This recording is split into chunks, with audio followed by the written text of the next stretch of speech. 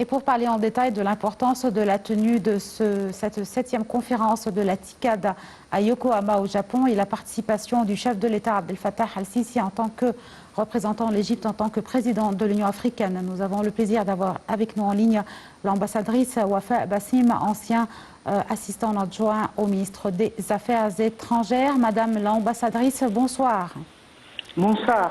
Madame l'ambassadrice, évidemment, l'importance revêt de cette grande manifestation, cette plateforme, en fait, Japon, partenariat Japon, États africains, pays africains, et aussi toujours à la lumière de la présidence de l'Égypte de l'Union africaine.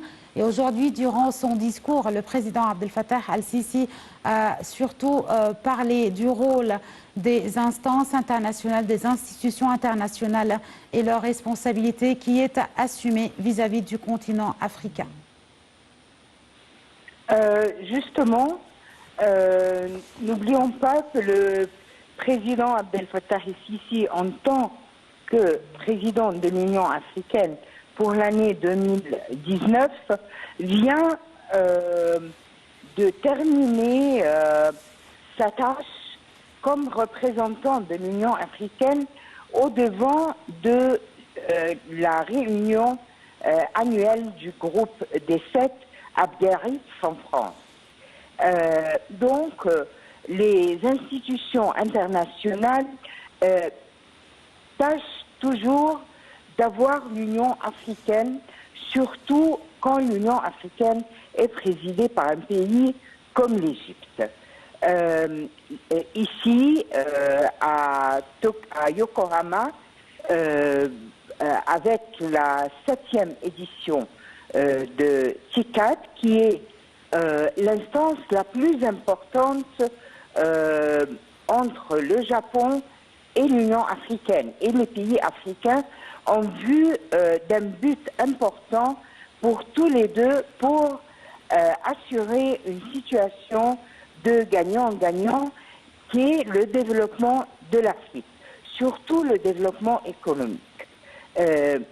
Du groupe de 7 au TICAD, le président égyptien, président de l'Union africaine, porte toujours le message des aspirations africaines pour un développement, pour une prospérité, pour une jeunesse plus épanouie, pour une femme africaine qui assume son rôle, que ce soit économique, politique, éducationnel et même pour la prévention du terrorisme. Les 3 axes de la 7e édition étaient le renforcement et l'amélioration du climat d'investissement en Afrique, les changements climatiques et finalement la restructuration économique des institutions africaines, des économies africaines pour un meilleur avenir économique, investissement, commerce, surtout que il y a la zone de libre-échange pour toute l'Afrique qui vient de rentrer en vigueur il y a très peu de temps. D'accord. Merci beaucoup, Madame l'ambassadrice Wafa Bassim. Vous êtes ancien assistant au ministre des Affaires étrangères. Merci beaucoup de votre intervention et on poursuit donc cette édition avec les autres nouvelles, toujours avec la TICAD, une 3e nouvelle concernant l'ordre du jour, effectivement aujourd'hui du chef de l'État Abdel Fattah al-Sisi, et son entretien avec Shinzo Abe, le Premier ministre. Après donc cette prise de photos pour les dirigeants participant au sommet, suivie par la séance inaugurale, devrait avoir lieu demain à 15 h, encore une fois. Les remarques générales, l'avenir de la TICAD en Afrique, elle sera suivie demain par une session élargie au centre de conférence qui va porter sur l'économie, l'amélioration du climat des travaux par l'innovation et le renforcement de la contribution du secteur privé. Le Premier ministre Shinzo Abe et le maire de Yokohama organiseront ensuite une cérémonie d'accueil pour les participants à Yokohama Royal Park Hotel.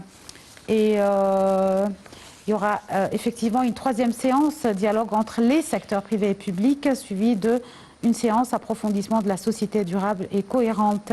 Demain donc, chers téléspectateurs, la deuxième journée de cette TICAD sera consacrée donc au rôle du secteur privé et public pour l'investissement en Afrique, le développement de l'Afrique, et une autre qui sera consacrée au changement climatique. Et toujours en marge, toujours bien sûr, de la tenue de cette 7e conférence de la TICAD, on parle aussi des activités du Forum égypto-japonais d'affaires et d'investissement, où le gouvernement égyptien tient à créer des relations solides et durables avec la communauté d'affaires japonaise, a affirmé le ministre du Commerce et de l'Industrie en Égypte. Le Forum d'affaires égypto-japonais constitue un bond important dans les relations économiques entre l'Égypte et le Japon en particulier et l'Afrique en général. Le Japon demeure l'un des principaux partenaires économiques de l'Égypte aux échelons régional et mondial, et les relations bilatérales reposent sur l'amitié et la coopération dans les secteurs du commerce, de l'investissement et du développement industriel. Et le gouvernement égyptien souhaite renforcer la coopération entre les compagnies égyptiennes et japonaises et tient à offrir toute forme de soutien aux sociétés japonaises désireuses d'opérer sur le marché égyptien. Une dernière nouvelle exceptionnelle pour cette édition concernant les félicitations de la part du Premier ministre au nouveau Premier ministre soudanais qui a félicité donc Mostafa Madbouli, son homologue soudanais Abdallah Hamdok, pour la grande confiance qui lui a été accordée par le peuple soudanais en le choisissant en tant que chef du gouvernement en cette période importante et délicate que traverse le Soudan.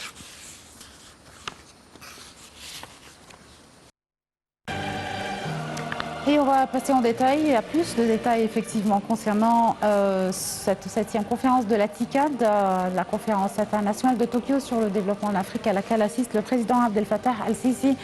Le Japon et l'Égypte, un partenariat très spécial, le partenariat égypto-japonais, l'un des résultats les plus importants aussi de des visites du président al-Sisi au Japon. À cet égard, l'ambassadeur égyptien au Japon, il décrit ces relations comme une amitié très forte avec des ambassades mutuellement établies. Actuellement, les deux nations maintiennent un rapport cordial. Les relations économiques sont très fortes. Suivons donc ce compte rendu. Sarah Al-Maghrabi, je reviens avec plus de détails en attendant mon invité pour étaler ce qu'on a aujourd'hui concernant le discours du président al-Sisi à la session inaugurale de la 7e conférence de la TICAD.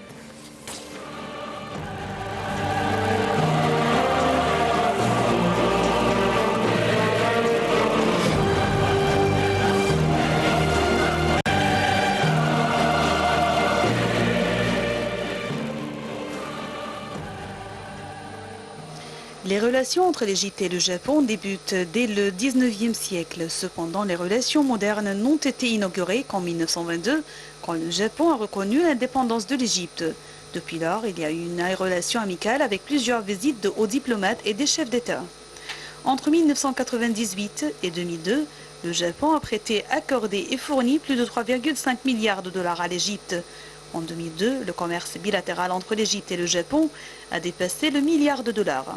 En novembre 2007, 973 citoyens japonais résidaient en Égypte et plus de 130 000 touristes ont visité le pays, contre 3 000 Égyptiens qui ont visité le Japon. Le Japon considère l'Égypte comme un acteur clé dans sa diplomatie au Moyen-Orient. Les deux chefs de gouvernement sont connus pour se soutenir sur les questions concernant le processus de paix au Moyen-Orient. Les deux pays maintiennent un comité conjoint consacré au développement des secteurs d'intérêt mutuel aux deux pays. Le partenariat égypto-japonais est l'un des résultats les plus importants de la visite l'an dernier du président Abdel Fattah el-Sisi au Japon. Selon l'ambassadeur du Japon au Caire, un accord a été conclu lors de cette visite entre les deux pays sur l'augmentation à 2500 le nombre des bourses japonaises offertes aux étudiants égyptiens dans les 5 prochaines années. L'ambassadeur égyptien au Japon décrit ces relations comme une amitié très forte avec des ambassades mutuellement établies. Actuellement, les deux nations maintiennent un rapport cordial et des relations économiques fortes.